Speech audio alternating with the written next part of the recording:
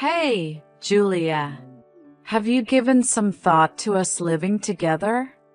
I'm still in good health now, but it's been 3 years since my husband passed away. Considering the future, I think it might be good to start living together sooner rather than later. Good evening. About that living situation. To be frank, at this point, adding one more person to our home is going to be quite tough. What? I heard from Hans that you recently quit your part-time job. If you wish to live with us, one condition is that you'll have to find a new job. Why should I have to work just to live with my own son and his wife? You too! Having the nerve to say such things while being supported by Hans. I'm working as well. What can a mere part-timer say? No, I'm full-time. And besides, the reason I quit my job was with the premise of living with you. It would take me an hour just to get to my part-time job from your place. So, I had no choice but to quit, right? There might have been other ways, like getting transferred to a sister store or something. Enough. The living together is decided. Living in your current one-bedroom apartment won't work for 3 people, so you need to buy a house or a condo right away. Or lease a larger rental property and move in as soon as possible. Please don't make decisions on your own. It has to be at least a 3-bedroom house. We didn't agree to live together. I will not accept any objections. I'll discuss it further with Hans, so start organizing your stuff. This is too arbitrary. Mother, did you send a resignation notice to my workplace? Oh, they received it. So it was you. Why would you do something like that? Now, you have no choice but to live with me. No, that resignation notice is invalid. What? Of course it is. It's obvious it wasn't submitted by me. By the way, do you understand what would happen if I really did resign? There's no need to rush. You can find another job once we move. Becoming a full-time employee might be a bit difficult, but you can easily find part-time jobs. How can you be so laid back? Do you think we have that kind of savings? What? I've told Hans numerous times, instead of not considering earning more than he is now. I want him to think about the future and focus on his work. If you want to live with us, that's the starting point. Julia, were you such a spendthrift? What? You should be able to live comfortably with Hans's income, and yet you're still not satisfied. Do you know how much Hans earns? Of course, I do. I heard it directly from him. Do you really believe that we could quit our jobs and live comfortably with that amount? Yes, of course. Especially if you get rid of your spending habits. I've been nothing but frugal. With Hans's income, I can't imagine why you'd need to save. Mother. Is there some misunderstanding here? Are you sure about Hans's income? I told you I heard it from him. Are you sure you're financially savvy? That's you who should be asking that. I believe I have a perfectly sound understanding of money. Good heavens. Your imprudence. I'm going to have a serious talk with Hans. By the way, Hans is always at your house, isn't he? Yes, I'm keeping him here. Why won't he respond to any of my messages? To keep you out of the living arrangement discussions. Don't just decide things without me. If we respected your opinions, we'd never make any progress. I'll contact you once everything about the living arrangement is decided. That's not acceptable. Once we start living together, get ready for some wife training. Hey sis, long time no see. Got a minute? Oh, Rick. It's been a while. What's up? I'm currently planning to return home temporarily from my assignment. Oh, really? Well, someone broke into my house. What? What are you saying?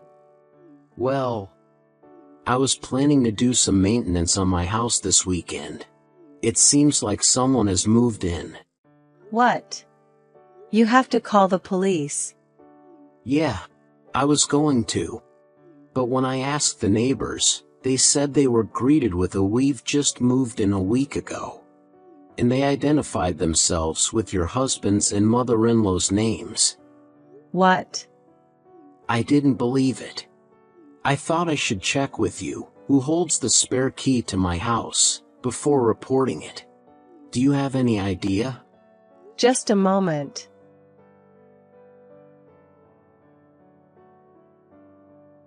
Sorry, we might have been tricked. What happened? The key I had in the safe is missing. The only ones who know the combination to the safe are Hans and me, so he might have taken it. Why would this happen? Actually, my mother-in-law has been pushing for living together.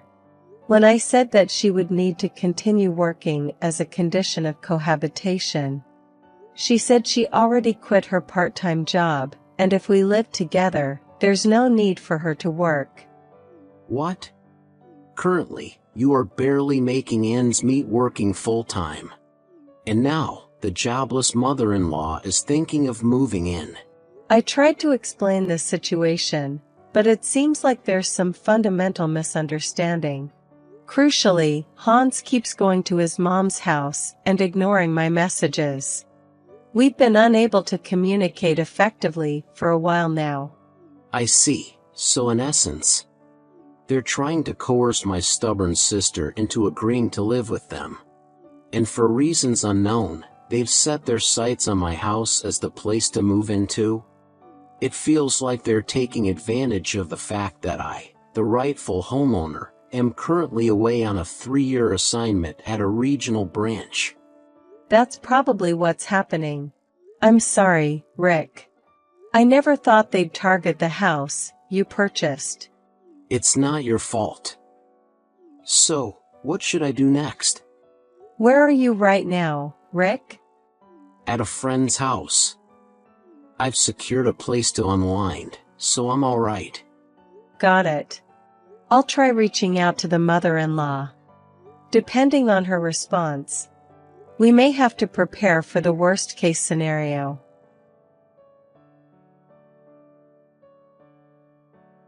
Mother. It appears you've moved. Where to? Oh, Julia. I was just about to contact you. Is it correct to assume that Hans has accompanied you to your new place? Yes. You're too unreasonable and stubborn. I decided to discipline you before living together. I don't recall doing anything warranting such discipline. Are you still insisting on that? If you continue to be self-centered, you may have to consider divorce. I don't remember doing anything to warrant a divorce. Enough is enough. And Hans, who's been taking care of you? Oh, so you're suggesting that I'm the one being taken care of? Indeed. A wife who can't appreciate her husband earning $7,000 per month is unnecessary. What? $7,000? If you don't like it, apologize sincerely and agree to live together. Of course, I'll let you know our new address afterwards. If you bow down and agree to live together, I'll tell you where we moved. Demanding a bow via messaging. Are you seriously expecting me to send a picture of me bowing down? Yes, that would be perfect. I refuse. What? I have no reason to do that. Julia, you're truly stubborn. Are you okay with Hans divorcing you? Yes. I'm tired, it's fine. What? It's okay to divorce a husband who brings home $700 a month. What? $700? Yes. Hans's monthly salary, after tax, is $700. He's just a part-timer after all. Wait a minute. Out of the blue, Hans's monthly salary is $7,000. Where did that number come from? I got it from Hans himself. When I asked about his monthly income, he showed the number 7 with his fingers. So, he didn't verbally say $7,000. Ha! Maybe you misinterpreted the 7 as $7,000 because $700 seems implausible. But the fact remains that Hans's take-home pay is $700. And to stir up such a fuss over this, I don't need such a husband anymore. Oh, really? I don't need a lying wife either. Well then, let's go ahead and divorce. In fact, we're getting divorced. Sure, go ahead. And then Hans and I will live happily ever after in this 4-bedroom house that Hans bought for us. No. That house will be returned to its rightful owner. Ha! Returned? The real owner?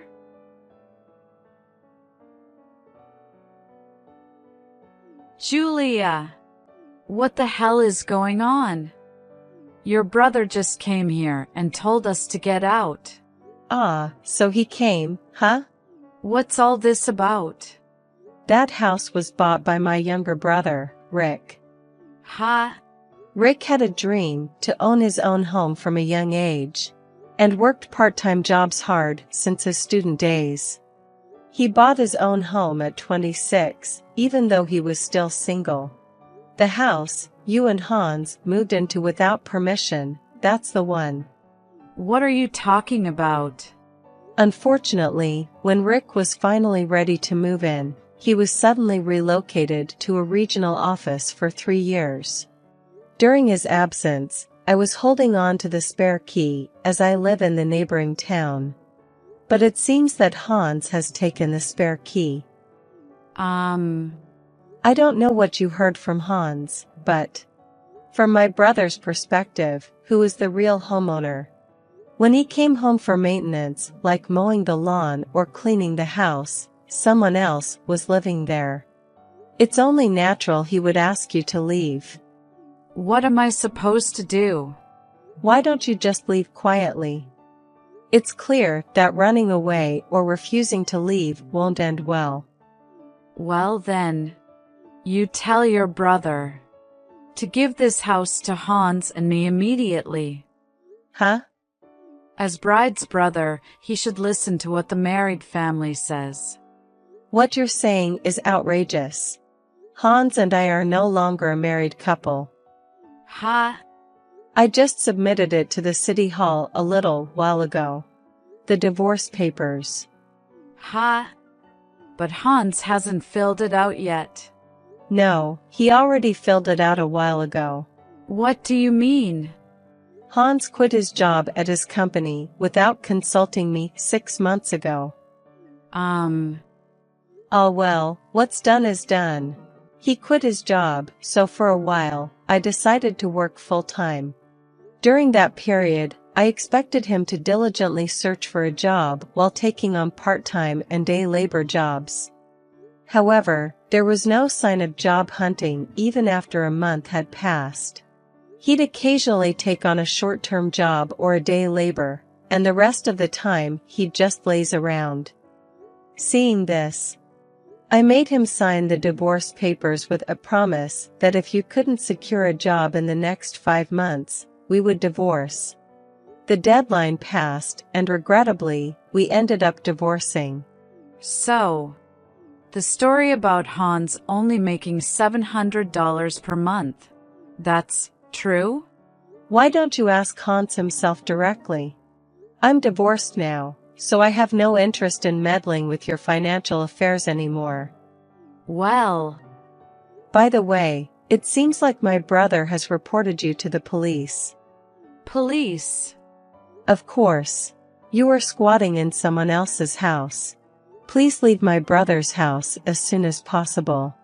That's all I want to say. Julia. Excuse me.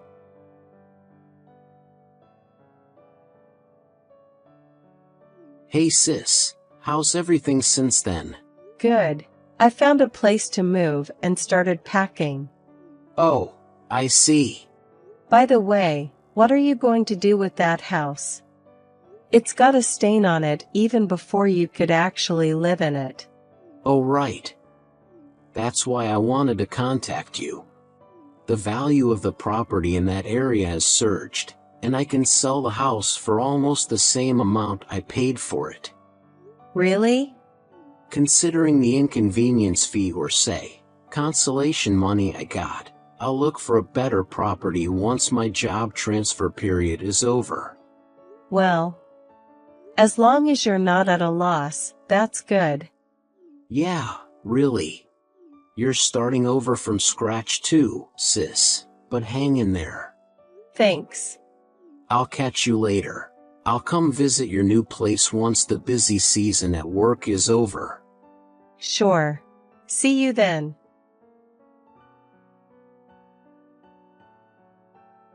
After that text, my mother-in-law and Hans were taken away by the police. And her uncle, who came to pick them up from the countryside, took them back with him. Apparently, my mother-in-law was lied to by Hans that I bought the house. And since she misunderstood his monthly income of $700 as $7,000, they had a huge fight every day. Her furious uncle hit Hans with a "get a job" fist, and he finally started looking for one. Thanks to that, peace returned to my surroundings. Moreover, I was offered a full-time position from the place where I had been working full-time, which allowed me to start a stable life after divorce. As a side note, my former mother-in-law caused a ruckus at my old apartment just before I moved, and the landlord claimed damages from her.